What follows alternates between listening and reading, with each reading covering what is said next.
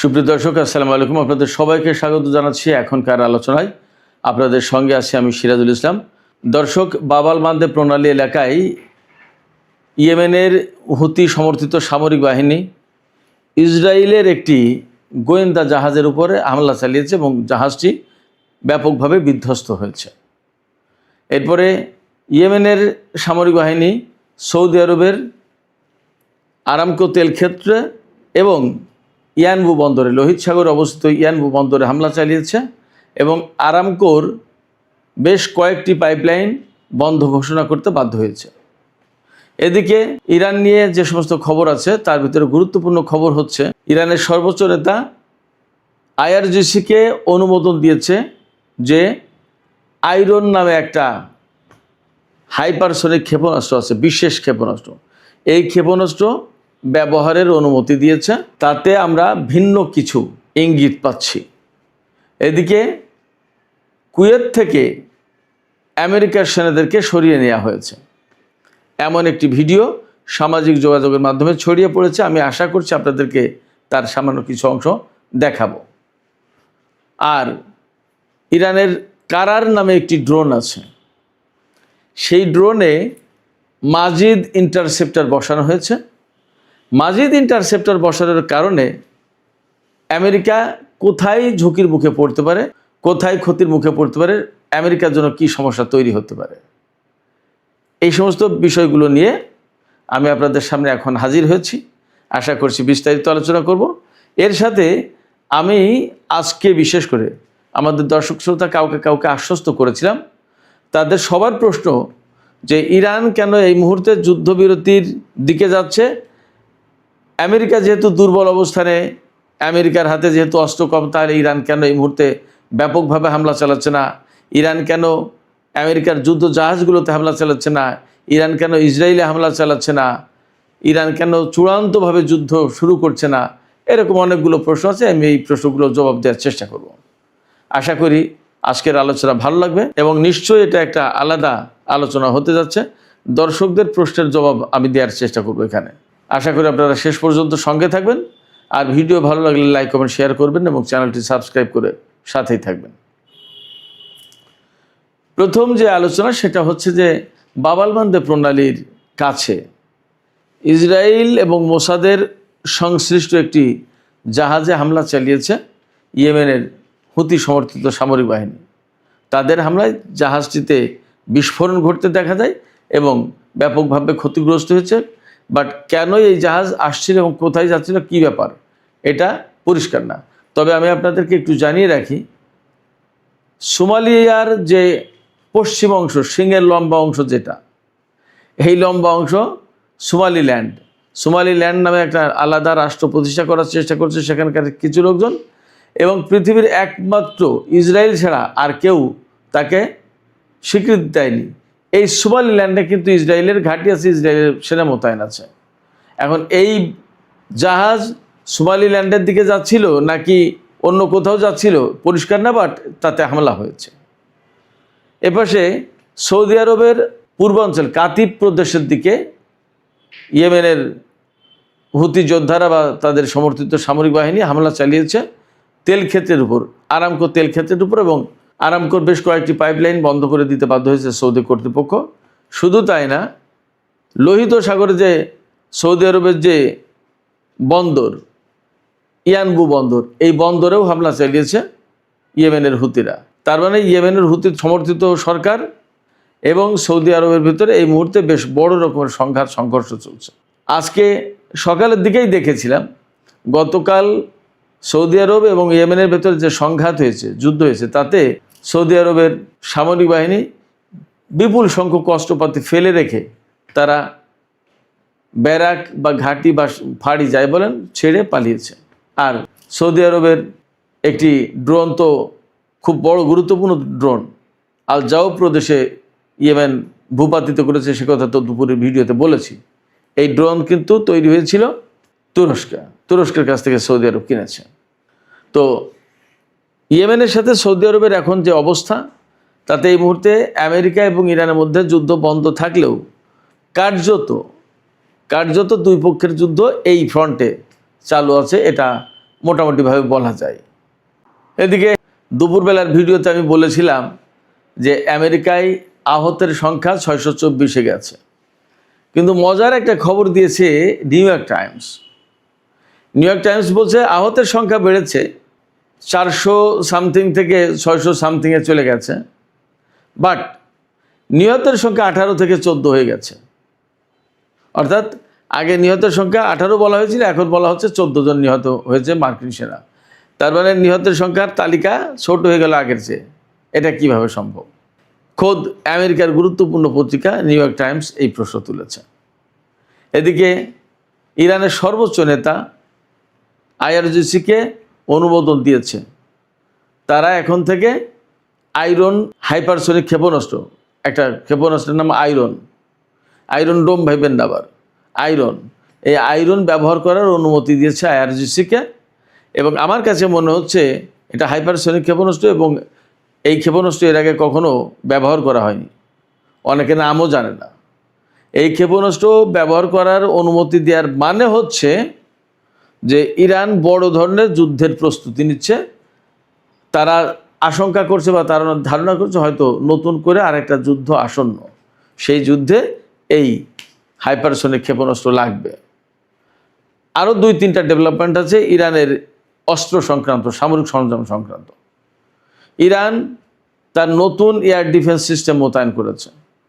এই ইরানের পক্ষ থেকে বলা হচ্ছে এই এয়ার ডিফেন্স সিস্টেম মোতায়েন করার কারণে ইরানের আকাশ প্রতিরক্ষা ব্যবস্থা বা ক্ষেপণাস্ত্র প্রতিরক্ষা ব্যবস্থা আগের চেয়ে আরও বেশি জোরালো হলো, শক্তিশালী হলো। এদিকে ইরান তার কারার ড্রোন, একটা ড্রোনের নাম কারার, এই কারার ড্রোনে মাজিদ ইন্টারসেপ্টার ব্যবহার করেছে। আপনারা এর আগে শুনেছেন যে মাজিদ ডিফেন্স সিস্টেম কিন্তু তারা বের করেছে ইরান। এই মাজিদ ডিফেন্স সিস্টেমের তো তাদের ইন্টারসেপ্টর আছে, ক্ষেপণাস্ত্র আছে। এই ইন্টারসেপ্টর ক্ষেপণাস্ত্র এখন কারার ড্রোনে সেট করা হচ্ছে। অর্থাৎ এই কারার ড্রোন এই ইন্টারসেপ্টর দিয়ে আমেরিকার যে MQ-9 ড্রোন, এই ড্রোনকে ধ্বংস করতে পারবে। এমনিতেই তো অনেকটা মুড়ির মতো ধ্বংস হয়েছে আমেরিকার এই MQ-9 রিপার ড্রোন। তো সেক্ষেত্রে এখন এই যে কারার ড্রোনে যে ক্ষেপণাস্ত্র বা ইন্টারসেপ্টর বসালো, এতে ইরানের শক্তি আরও বেড়ে গেল, আরও কার্যকর হয়ে গেল ইরানের ড্রোন সিস্টেম। এদিকে আরেকটি খবর বের হয়েছে, সেন্টকমের প্রধান অ্যাডমিরাল ব্র্যাড কুপার, তিনি নাকি আমেরিকার কাছে, অর্থাৎ আমেরিকার সরকারের কাছে অনুরোধ জানিয়েছেন যে ইরানের হরমুজ প্রণালী এলাকায় হামলা বন্ধ করা উচিত। এতে লাভ হচ্ছে না খুব একটা, বরং মার্কিন বাহিনী ক্ষতিগ্রস্ত হয়েছে। আমার কাছে মনে হচ্ছে যে ব্র্যাড কুপারের এই পরামর্শের পরেই সম্ভবত এই হামলা বন্ধ হয়েছে। এখন কীরকম ক্ষতি হয়েছে বা কীরকম ক্ষতি হচ্ছে আমরা আজ কয়েকদিন প্রায় সময় দেখতে পাচ্ছি বা জানছি, শুনছি। আমেরিকা কিন্তু মধ্যপ্রাচ্যের বিভিন্ন ঘাঁটি থেকে তাদের সেনাদেরকে সরিয়ে নিচ্ছে। তার মানে কি, যতক্ষণ পর্যন্ত এই ঘাঁটিগুলো খুব স্ট্রং ছিল ততক্ষণ তো সেনা সরানোর প্রশ্ন আসেনি। এই ঘাঁটিগুলো তো ইরানের বিরুদ্ধে যুদ্ধ করার জন্য তৈরি করা হয়েছিল, এবং এই ঘাঁটিতে সেনা মোতায়েন করা হয়েছিল তো যুদ্ধ করার জন্য। এখন যখন ঘাঁটি থেকে এই সমস্ত সেনা সরিয়ে নেওয়া হচ্ছে, যদি এই খবরগুলো সব রাইট হয়, সঠিক হয়, তাহলে একদম পরিষ্কার যে আমেরিকা মধ্যপ্রাচ্যে অ্যাকচুয়ালি তাদের ঘাঁটিতে তাদের সেনাদেরকে নিরাপত্তা দিতে পারছে না, তাদের ঘাঁটি ধরে রাখতে পারছে না, সেনাদের নিরাপত্তা নেই, যার কারণে সরিয়ে নেওয়া হচ্ছে। আজকে একটা ভিডিও বের হয়েছে যে তাতে দেখা যাচ্ছে যে কুয়েতের ঘাঁটি থেকে বিপুল সংখ্যক সেনা বাসে করে চলে যাচ্ছে, পরে হয়তো বিমানেও উঠেছে মনে হলো, যা দেখলাম। তাতে দেখা যাচ্ছে যে ইরান যুদ্ধ এখন থামিয়েছে, কিন্তু মধ্যপ্রাচ্য থেকে মার্কিন সেনাদেরকে সরিয়ে নেওয়া হচ্ছে। এই জায়গায় প্রশ্ন আসছে, কেন সরিয়ে নিচ্ছে? সরিয়ে নেওয়ার পরে কি হবে? এটা কি বড় যুদ্ধের আলামত কিনা? হ্যাঁ, হতে পারে বড় যুদ্ধের আলামত, এবং ইরানও সেইভাবে প্রস্তুতি নিচ্ছে। আমি একটু আগেই বলেছি, নতুন এয়ার ডিফেন্স সিস্টেম মোতায়েন করেছে, কারার ড্রোনে নতুন সিস্টেম ইন্টারসেপ্টার মোতায়েন করেছে, এরপরে আয়রন হাইপারসনিক ক্ষেপণাস্ত্র ব্যবহারের অনুমতি দিয়েছে সর্বোচ্চ নেতা। ক্ষেপণাস্ত্র ব্যবহারের অনুমতি দেওয়ার প্রশ্ন, তার মানে কি এই ক্ষেপণাস্ত্রের কী শক্তি, কী পাওয়ার, অনেক বড় ব্যাপার। এই রকম একটা প্রেক্ষাপটে অনেকে আমার কাছে প্রশ্ন করেছেন যে ভাই, কেন ইরান এই মুহূর্তে আমেরিকার ঘাঁটিগুলোতে আরও বেশি হামলা চালিয়ে ধ্বংস করে দিচ্ছে না, এবং যেখানে যেখানে সেনা রয়েছে তাদের উপর কেন হামলা চালাচ্ছে না? ভারত মহাসাগরে বা বিভিন্ন জায়গায় যে তাদের যে জাহাজ মোতায়েন আছে সেই সব জায়গায় যেহেতু ক্ষেপণাস্ত্র ফুরে গেছে, তাতে হামলা চালাচ্ছে না কেন? ইরান এখন কেন আলোচনার দিকে যাচ্ছে না? ইরান আলোচনার দিকে যাচ্ছে না, এটা ইরানের পক্ষ থেকে পরিষ্কার করে বলা হয়েছে। আর হামলা চালাচ্ছে না কেন? আমি মনে করি যে ইরান যেহেতু এইরকম আমেরিকা এবং ইসরায়েলের সাথে অ্যাট এ টাইম যুদ্ধ করলো বা মোকাবেলা করছে, এখনও টিকে আছে, অতএব তাদের নিশ্চয়ই একটা প্ল্যান আছে, তাদের কৌশল আছে যে কোনভাবে, কখন, কোন পর্যায়ে, কোন রকমের হামলা করবে, কোন রকমের যুদ্ধ করবে, কতটুকু করবে না, এগুলো তাদের নিশ্চয়ই প্ল্যান আছে, সেই অনুযায়ী আগাচ্ছে। আমার আপনার কথায় তো তারা চলবে না, তারা তো একটা প্রতিষ্ঠিত সামরিক বাহিনী। এ তো এমন না যে কি করবে না বুঝে উঠতে পারছে না। এটা গেল এক। দ্বিতীয় হচ্ছে, বড় বড় জাহাজে হামলা করা মানে একটা বিষয় খেয়াল করেন, জাপান যখন পার্ল হারবারে হামলা করেছিল মার্কিন জাহাজে, তারপরে কিন্তু আমেরিকা জাপানের উপরে সেই অ্যাটম বোমা মেরেছিল, পরমাণু বোমা। তো বড় বড় জাহাজে হামলা করা মানে অনেক বড় যুদ্ধের পরিসর আরও অনেক বড় করে ফেলা। ইরান যেভাবে যুদ্ধ করছে এতেই তো তারা কাবু হয়ে গেছে মোটামুটিভাবে, দেখা যাচ্ছে, বোঝা যাচ্ছে, শোনা যাচ্ছে। এছাড়া আরও যদি যুদ্ধ করতে চায় তাহলে তা মোকাবেলা করতে হবে ইরানকে। আর আমার কাছে মনে হয়েছে, যেটা ইরান যে নীতিটা সবচেয়ে বেশি অনুসরণ করে বলে মনে হয়েছে আমার কাছে, তারা মানুষ মারাচ্ছে, তাদের লজিস্টিক সাপোর্ট ধ্বংস করে দেওয়ার চেষ্টা করছে, ঘাঁটি, বিমান, এই সমস্ত ধ্বংস করে দেওয়ার চেষ্টা করছে, যাতে ওরা চলে যেতে বাধ্য হয়। আমি আপনাদেরকে একটা ইতিহাসের গল্প বলি, এটা সত্যি গল্প, সবাই আপনারা জানেন, সত্যি ঘটনা। মক্কা বিজয়ের আগে পরে যে গল্পটা দেখুন, তাতে কিন্তু অনেক লোকের প্রাণহানির কোনো ঘটনা ঘটেনি, একটা লোকেরও না, অনেক লোক তো পরে কথা। চূড়ান্ত বিজয় অর্জনটা যদি বিনা রক্তপাতে বা অল্প রক্তপাতে করা যায়, তাহলে বেশি রক্তপাত, বেশি মানুষ মেরে লাভটা কি? একটা দর্শন, একটা চিন্তা, একটা দৃষ্টিভঙ্গি তো আছে। হয়তো ইরান এই বিষয়গুলো মেনটেন করে, যে তাদের অনেক ক্ষতি হলেও তারা প্রচুর সংখ্যক মানুষ মারতে চায় না হয়তোবা, এটা আমার কাছে মনে হয়েছে। তবে যে হুমকি দিয়েছিল সেটা তো দেখেছেন, যে চোখের বদলে চোখ, এবং পরবর্তীতে কি বলেছে ইরান, যে একটা ইরানি নাগরিক মারা গেলে একটা মার্কিন সেনা মারা যাবে। তারপরে কিন্তু যুদ্ধ বন্ধ হয়ে গেছে। সেক্ষেত্রে যদি পরমাণু যুদ্ধ না করে, পরমাণু হামলার শিকার না হয়ে, বা বড় রকমের যুদ্ধের পরিসর বিস্তৃত না করে দিয়ে, ইরানের নিজেরও তো শক্তি সামর্থ্য সব অক্ষুণ্ণ রাখার চেষ্টা করতে হবে। যদি আমেরিকাকে এই অঞ্চল থেকে তাড়িয়ে দেওয়া যায় তাহলে সেটা ভালো না? হয়তো ইরান সেই রকমের একটা দৃষ্টিভঙ্গি পোষণ করছে। একই রকমের কথা যে ইসরায়েলের উপর কেন হামলা চালায় না?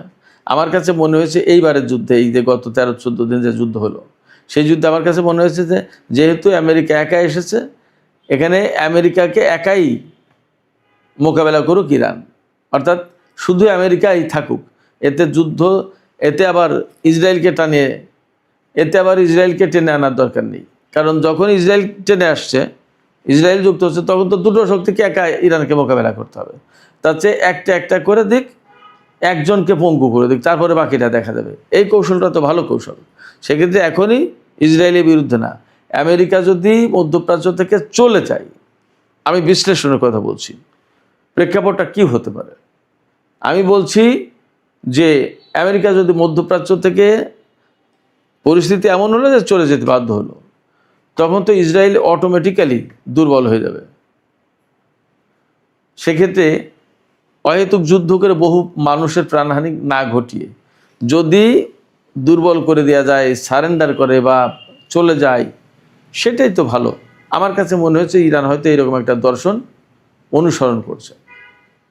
সুপ্রিয় দর্শক, আমি যে আপনাদের প্রশ্নের জবাবে যা বললাম, যে ব্যাখ্যা দিলাম, আপনাদের কাছে কি তেমন মনে হয়, নাকি আরও ভিন্ন কোনো আপনাদের দৃষ্টিভঙ্গি আছে, মতামত আছে? জানিয়ে কমেন্টে লিখতে পারেন। আর ভিডিও ভালো লাগলে লাইক, কমেন্ট, শেয়ার করবেন। দর্শক, এখনকার আলোচনা এখানেই শেষ করতে চাইছি। আপনারা সবাই অনেক অনেক ভালো থাকুন। আল্লাহ হাফেজ।